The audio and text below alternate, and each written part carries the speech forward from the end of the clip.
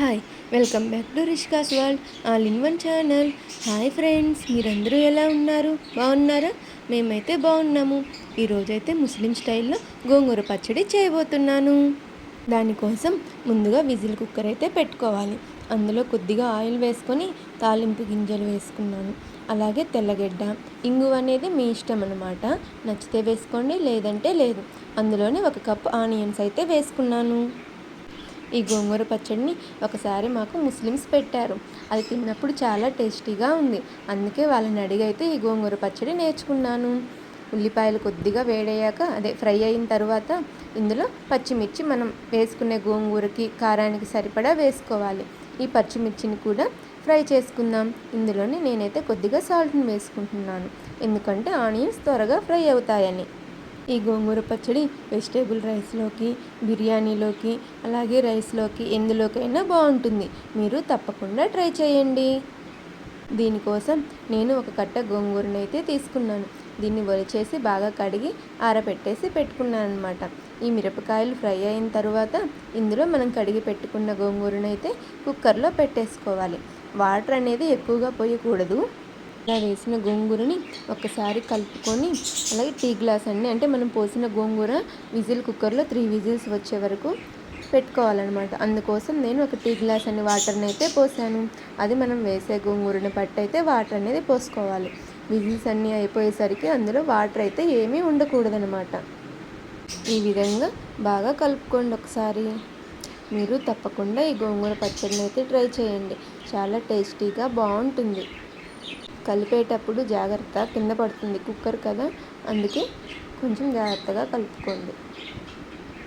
మీకు గోంగూర పచ్చడి అంటే ఇష్టమా? గోంగూర పచ్చడి చింతపండు పులిహోరలోకి కూడా చాలా బాగుంటుంది. ఈ విధంగా వాటర్ పోసుకున్న తర్వాత అయితే మూత పెట్టేసుకోవాలి. నేనైతే 3 విజిల్స్ వచ్చే వరకు అయితే ఉంచానన్నమాట. అది బాగా బాయిల్ అయిపోతుంది. మనం దీన్ని మిక్సీ వేయాల్సిన అవసరం కూడా ఉండదు. గెంటెతో కానీ లేదా పప్పు గుత్తి ఉంటుంది కదా, దాంతో బాగా ఎనుపుకుంటే సరిపోతుంది. మీరు ఎప్పుడైనా ఇలాంటి గోంగూర పచ్చడిని ట్రై చేశారా?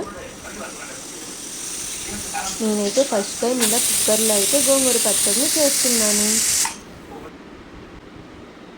ఇలా 3 విజిల్స్ వచ్చిన తర్వాత, గాలిపోయిన తర్వాత అయితే ఇలా తీసుకున్నాను.